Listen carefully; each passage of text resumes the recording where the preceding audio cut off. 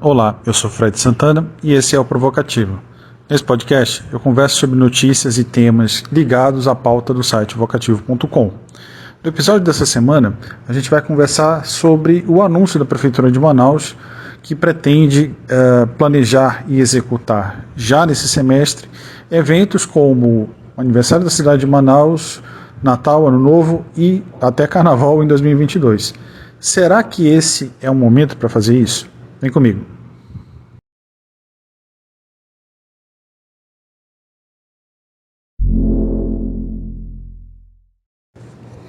Bem, na última segunda-feira, dia 2 de agosto, a Prefeitura de Manaus anunciou a criação de um grupo de trabalho para planejar e executar eventos de grande público em Manaus. O primeiro deles seria o aniversário da cidade, mas também a previsão para a realização do Réveillon, o Carnaval em 2022 e outros eventos grandes desse tipo. A condição para isso seria que a cidade tivesse alcançado 70% de imunização completa, ou seja, 2 doses, da população adulta, que atualmente é que está recebendo as vacinas contra a Covid-19. Eu procurei alguns especialistas para conversar um pouco sobre isso, para entender tudo que pode envolver essa decisão, o que a gente precisa pensar e se preparar a respeito.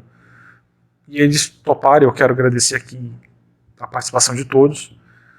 O primeiro deles é o Jansen Orellana, que é epidemiologista da Fiocruz, e que eu conversei a respeito, fiz algumas perguntas envolvendo a atual situação do Amazonas e da cidade de Manaus na pandemia.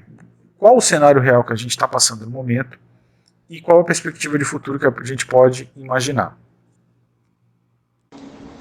Bom, de uma forma geral, o estado do Amazonas atualmente encontra-se numa fase de desaceleração da epidemia depois da retomada da segunda onda. Isso quer dizer que o problema da epidemia está resolvido e que não teremos mais nenhum tipo de problemas graves com a evolução da epidemia? Absolutamente não, né? É muito difícil falar do estado do Amazonas de uma forma geral, porque nós temos pouquíssima informação confiável, né, sobre casos novos, né, sobre a incidência da doença nos municípios do interior. Basta lembrarmos, né, que até hoje, né, mais de um ano depois de detectado o primeiro caso no Amazonas, o governo do estado do Amazonas consegue ficar sem descentralizar a vigilância laboratorial de alta performance para os municípios do interior, como, por exemplo, exames de RT-PCR e genotipagem para identificar as variantes que circulam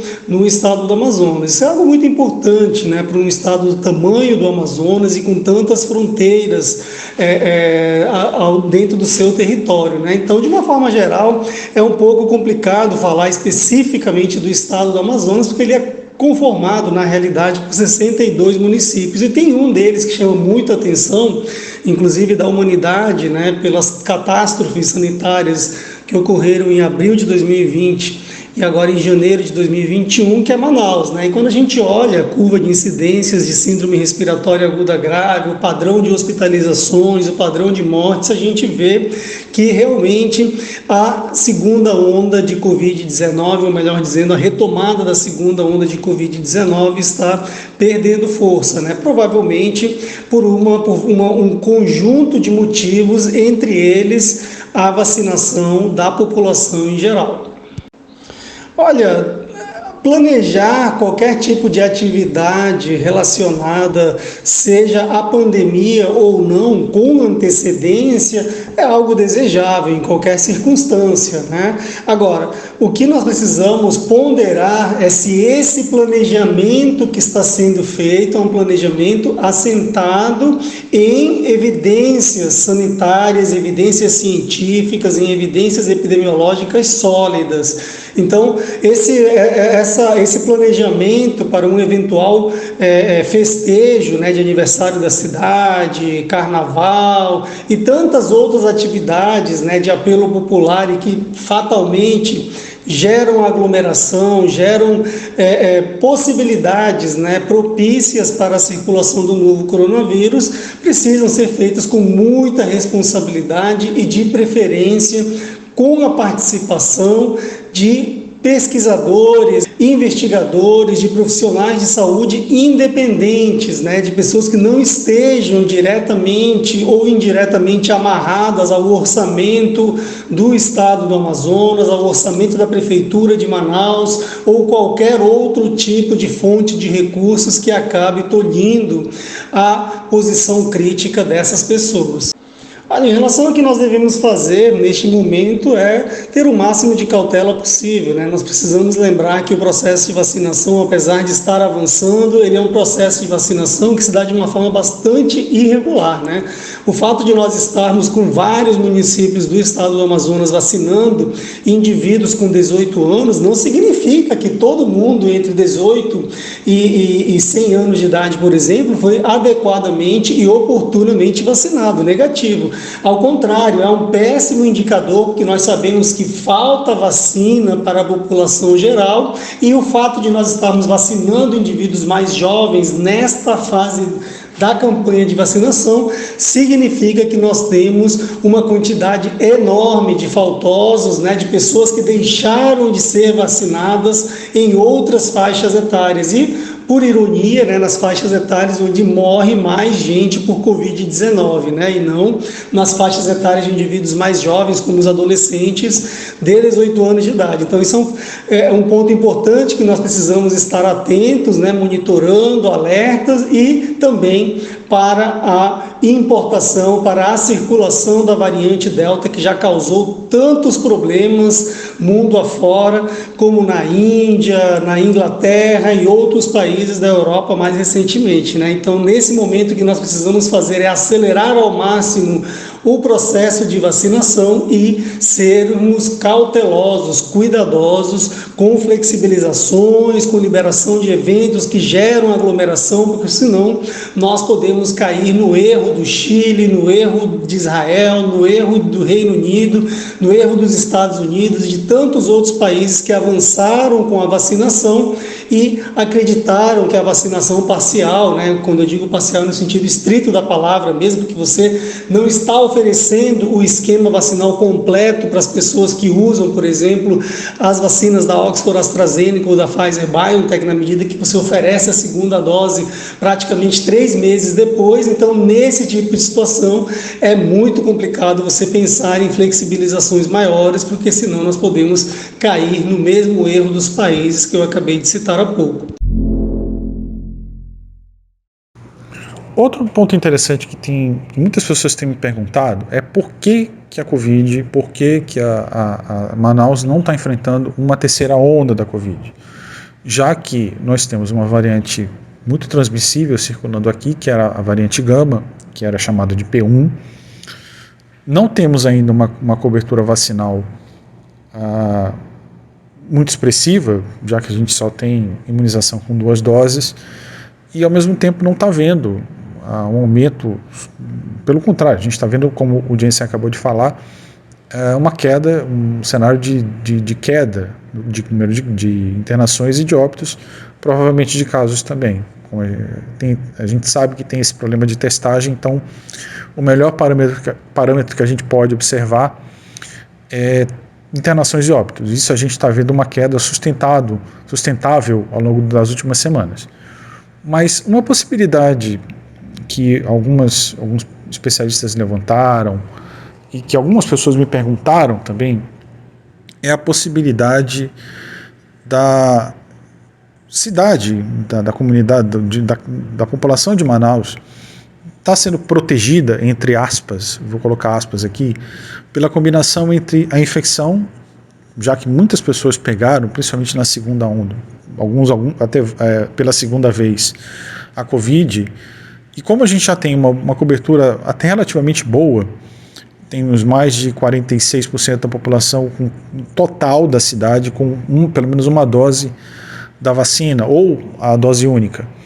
Então, eu perguntei para Letícia Sarturi, que é mestre em imunologia e também é responsável pelo podcast Escuta a Ciência, que é muito legal, eu recomendo a todos vocês escutarem, a respeito dessa dúvida, se a gente pode imaginar que tem alguma forma de proteção desse tipo acontecendo na cidade de Manaus. Muita gente tem falado sobre a imunidade gerada pela Covid-19 poder nos proteger ou sobre apenas uma dose da vacina dar uma certa imunidade. Mas é importante deixar claro que a imunidade gerada pela infecção é imprecisa.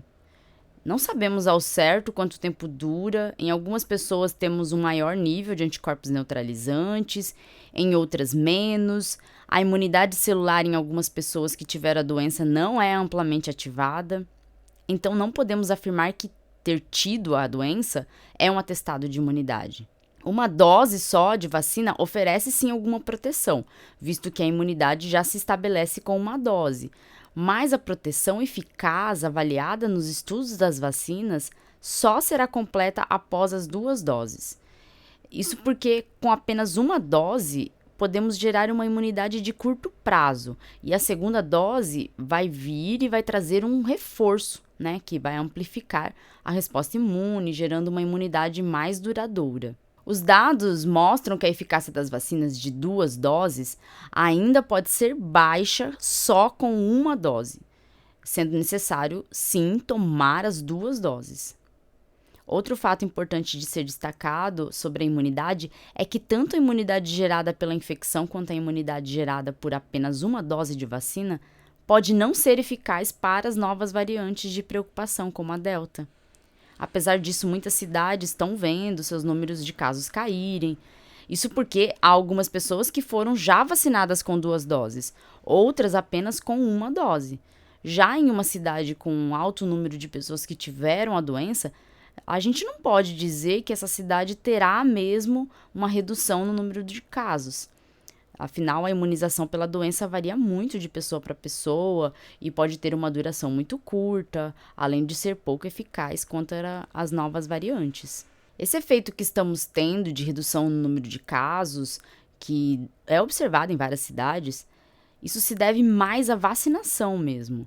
Porém, muito ainda deve ser feito. A vacinação não está, assim, tão excelente como o governo divulga, né? A vacinação ela tem que ser ampliada para a gente conseguir atingir a maioria da população.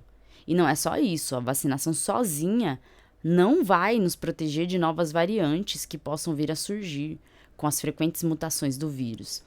Isso porque mesmo os vacinados ainda podem transmitir a doença. E por isso todos os cuidados devem continuar a ser seguidos. Máscaras de boa qualidade, preferencialmente as PFF2, ventilação de ambientes e distanciamento social. Somente depois de grande parte da população completamente vacinada, poderemos pensar em proteção de fato. Porém, a gente ainda tem gente que não quer se vacinar, gente que não se cuida, gente que não toma a segunda dose, que não respeita o intervalo entre as doses e ainda fica questionando por que os intervalos de algumas vacinas são mais longos que de outras. Os intervalos eles são baseados nos resultados dos estudos das vacinas. Você deve seguir o intervalo recomendado. A vacina da AstraZeneca testou vários intervalos e viu que a imunidade fica melhor se o intervalo entre as doses for de 12 semanas. A vacina da Pfizer, nos seus estudos, estabeleceu o intervalo de 21 dias, porém muitos países resolveram adotar um intervalo maior para conseguir aproveitar as doses e vacinar grande parte de suas populações. Intervalos maiores tendem a induzir uma imunidade melhor e também melhor eficácia da vacina. Os intervalos curtos são adotados nos estudos para avaliar qual o intervalo mínimo para se obter eficácia. Na corrida das vacinas, os cientistas desejavam obter rapidamente uma vacina e, por isso, foram adotados intervalos mais curtos. Considerando que houve eficácia com um intervalo curto, a partir da vacinação da população, iniciam-se então estudos avaliando intervalos mais longos para buscar eficácias cada vez melhores. E dentre esses estudos, recentemente, um estudo da Universidade de Oxford mostrou que o intervalo ideal da vacina da Pfizer é de 8 semanas para gerar uma imunidade mais duradoura e eficaz contra a variante Delta. Os autores do estudo deixam claro que em todos os intervalos temos eficácia, mas que o intervalo de 8 semanas seria o intervalo com uma resposta imune mais robusta. Só que essa questão de intervalo também vai muito da estratégia de saúde pública adotada por cada país. Tem países que preferem intervalos longos para aproveitar as doses e imunizar com a primeira dose grande parte da população. Outros países adotaram a estratégia de intervalos curtos para vacinar rápido com 2 doses os grupos mais vulneráveis. Na minha visão de cientista, o intervalo que deveria ser respeitado é o que garante uma imunidade robusta, duradoura, capaz de nos proteger contra as variantes. Mas a gente sabe que aqui no Brasil não há muitas estratégias para executar políticas públicas baseadas em evidências científicas. Então, o que eu recomendo é seguir o calendário de vacinação e respeitar os intervalos, além de tomar todas as doses necessárias. Não deixa de tomar a segunda dose, é importante para você ter imunidade de verdade.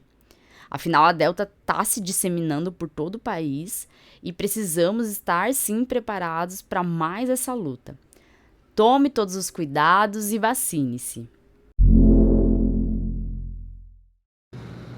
Uma boa forma da gente imaginar como vai ser a situação do Amazonas e de Manaus nos próximos meses é observar o que está acontecendo no resto do país. E o quadro que a gente está vendo agora é semelhante. Boa parte dos estados, principalmente todos eles, estão em estabilidade ou queda no número de casos, internações e óbitos, e já começam a ir nessa linha também de planejar reabertura, eventos e coisas do tipo. Por outro lado, é bom que a gente deixe muito claro que a gente tem um problema que começa a aparecer ainda de maneira mais em menor escala, que é a chegada da variante Delta. Rio de Janeiro, São Paulo e outros estados, Rio Grande do Sul, já vivem uma escalada de novos casos dessa variante, que hoje todo mundo já sabe que ela é bem mais, de todas as variantes, é a mais transmissível até agora. Ela tem uma boa capacidade de escapar da imunidade de quem já teve Covid-19. Ela tem uma certa... pessoas que possuem apenas uma dose de vacina não têm proteção ideal contra essa variante. Ou seja, é uma situação a qual nós estamos vulneráveis aqui no Amazonas. A gente está passando por uma situação parecida com essa. Tem muita gente ainda suscetível, seja porque não recebeu a segunda dose da vacina, porque não recebeu nenhuma ainda, né? Vale lembrar que crianças e adolescentes, a gente ainda não tem previsão para o início da vacinação deles. Então, para que a gente possa entender o que está acontecendo no resto do país, eu conversei com a professora Ethel Maciel, da Universidade Federal do Espírito Santo. Ela é epidemiologista e falou conosco a respeito do que está acontecendo no resto do país. Bem, o cenário da pandemia atual, ele é muito semelhante ao que a gente viu em agosto de 2020. Uma diminuição nos indicadores de adoecimento, internação e óbito, e uma falsa perspectiva, né, de que a gente ia ali controlar a pandemia e que íamos ter um Natal mais tranquilo. A diferença significativa de agosto de 2020 para agosto de 2021 é a vacinação, que tem aí contribuído para a diminuição mais consistente.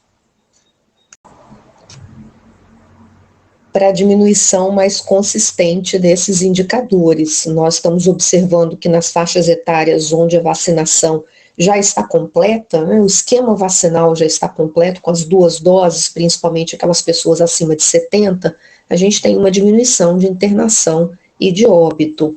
Mas é um momento de muita cautela, nós temos aí em torno de 20% de pessoas vacinadas com as 2 doses, com uma variante Delta já colocando o mundo em estado de alerta, colocando a Organização Mundial de Saúde em estado, né, de alerta e alertando os países para que fiquem com seus sistemas de vigilância muito atentos, fazendo mais testes para que possa mais rápido diagnosticar e identificar a circulação dessa variante Delta e nós estamos vendo um aumento expressivo de casos e de internações e óbitos em países onde já estão aí com 50% da população vacinada com as 2 doses. Então, a gente precisa monitorar um momento de cautela. Temos indicadores nesse momento que são positivos, mas já temos a variante Delta circulando pelo país. Então, nós precisamos comemorar os indicadores, mas estarmos em alerta que a pandemia não acabou, a pandemia segue entre nós e a qualquer momento a gente pode precisar de voltar à diminuição de circulação de pessoas, né, com medidas um pouco mais restritivas e para que a gente possa aí controlar muito provavelmente, né, com o espalhamento da variante Delta. Como a maioria dos estados agora eles estão fazendo muitas flexibilizações, é possível que próximo mês, né, esse mês, a gente já veja os números aumentando novamente. A gente ainda tem poucas pessoas com esquema completo. Então, é um momento de cautela, continuar fazendo todas as medidas de prevenção, continuar, né, com a vacinação forte, mas também continuar utilizando máscara, fazendo distanciamento físico, higienização das mãos, seguindo nas nossas medidas de prevenção. A pandemia continua entre nós e a gente precisa se cuidar, mesmo os vacinados.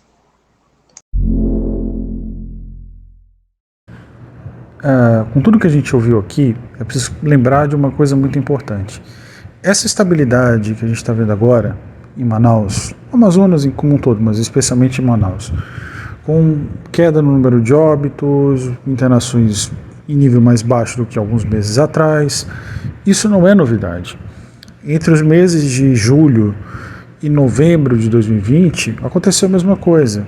Tivemos um pico explosivo de casos entre abril, maio e junho, e logo em seguida meses de estabilidade e queda.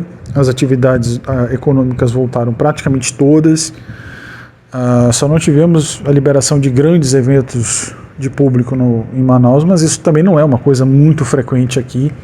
Então a gente pode afirmar com segurança de que a normalidade voltou, com um pouco de uso de máscara, ainda que com precariedade da população, mas nós tínhamos uma normalidade muito próxima do normal, do usual, né? E parecia, de fato, que o pior já havia passado. Ficou famoso aquele estudo de sorologia que afirmava que até 76% da população poderia ter tido contato com o vírus, enfim.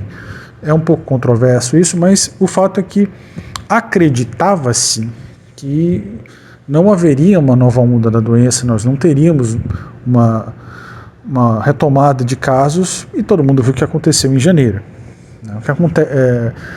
A teoria mais aceita é que a circulação do vírus no Amazonas gerou uma variante, selecionou uma variante, eu acho que esse é o termo mais correto, que se transmitia melhor e até era capaz de passar pela imunidade de quem já havia tido Covid, pelo menos de uma parcela da população. Tivemos uma segunda onda muito mais grave, com uma mortalidade muito maior, e até, infelizmente, o colapso no fornecimento de oxigênio. O fato é que, por exemplo, nesse momento, na região da Tríplice Fronteira, do Alto Solimões, nós estamos tendo surtos de Covid graves. As equipes da Fundação de Vigilância e Saúde do Amazonas, que agora se chama Fundação de Vigilância e Saúde Rosemary Costa Pinto, foram deslocadas para lá e estão tentando conter esse surto. A grande preocupação é a variante Lambda, que tem circulação na América Latina e que, embora ela ainda não seja classificada como variante de preocupação, existe uma diferença. As variantes de interesse são aquelas que ainda estão em avaliação, se são mais transmissíveis, se são capazes de escapar da imunidade de anticorpos, enfim. E tem as de preocupação, que a gente já sabe que tem que a OMS classifica como de preocupação, que são aquelas que decididamente você tem certeza de que tem características que tornam elas mais perigosas. Mas a gente não sabe se essa variante ainda vai subir de categoria, digamos assim. O fato é que nós temos um surto nessa região, e as equipes enviaram nessa sexta-feira, enquanto eu estou gravando, é a segunda equipe que eles mandam para lá, porque eles não estão conseguindo conter esse surto. O medo é que essa variante chegue aqui.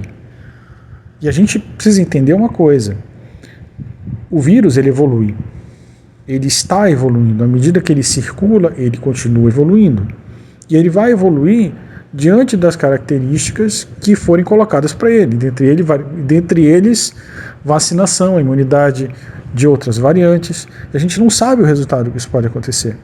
Inclusive, a esse respeito, eu conversei com o Dr. Felipe Naveca, que é pesquisador da Fiocruz aqui da Amazônia, sobre esse assunto.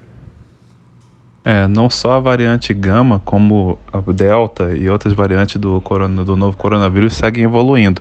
Enquanto o vírus estiver circulando, muita gente infectada, isso vai acontecer porque mutações vão ocorrer, e essas mutações elas são o que leva ao processo natural de evolução dos vírus.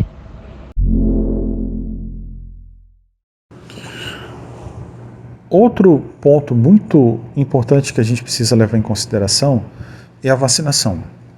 Embora a gente, como o Jansen falou, a gente tenha um processo em andamento até interessante, até acelerado, nós ainda estamos longe de uma grande capacidade de cobertura.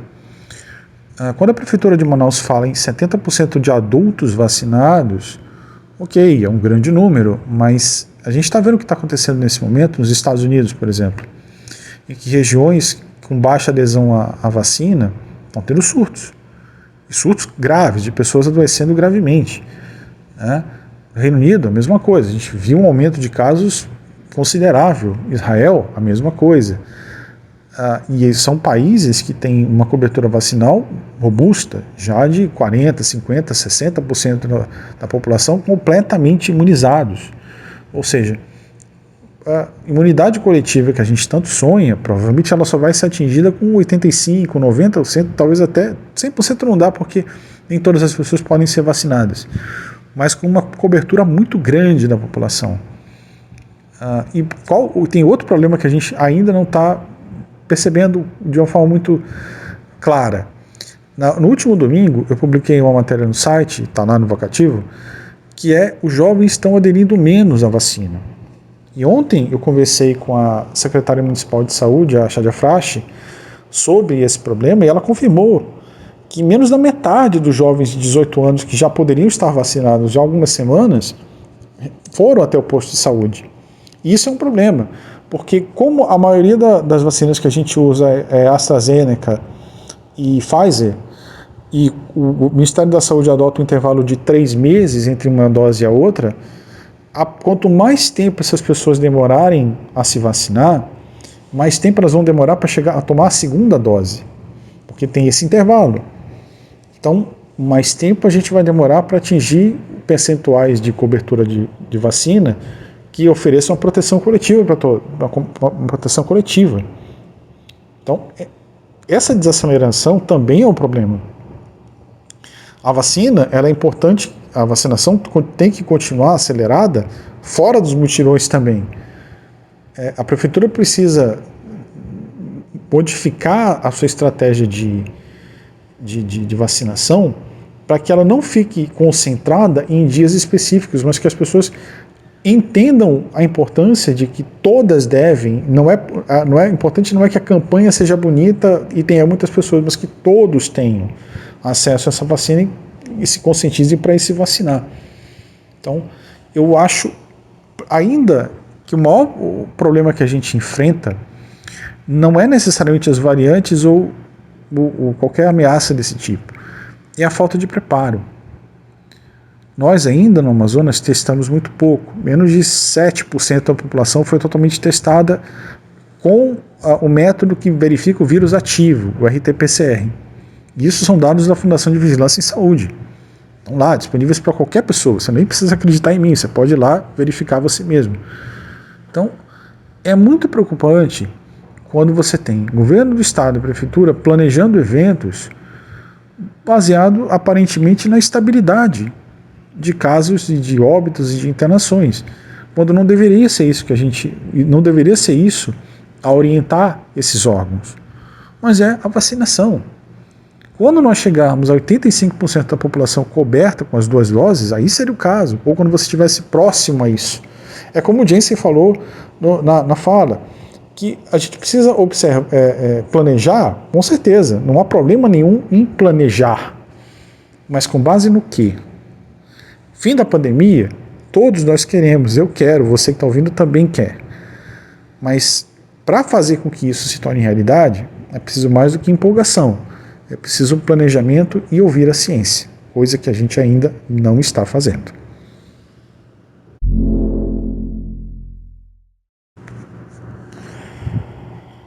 Bem, eu queria primeiro agradecer a todos os participantes, a professora Ethel Maciel, a Letícia Sarturi e a audiência Aureliana e ao professor Felipe Naveca também, pelo tempo, pela participação, pela gentileza de responderem as perguntas que eu fiz. E quero agradecer também a você que escuta e acessa o Vocativo, porque essa semana eu tive a felicidade de saber que eu sou finalista pela região norte do prêmio mais admirado de imprensa de saúde e bem-estar. Eu não imaginava que isso fosse acontecer e eu estou muito feliz por isso. Os colegas que quiserem votar, eu agradeço também, mas eu já me sinto muito honrado só de estar nessa lista e dedico a vocês todos que escutam essa indicação. Tá? Continue acessando o Vocativo, semana que vem eu volto. Forte abraço.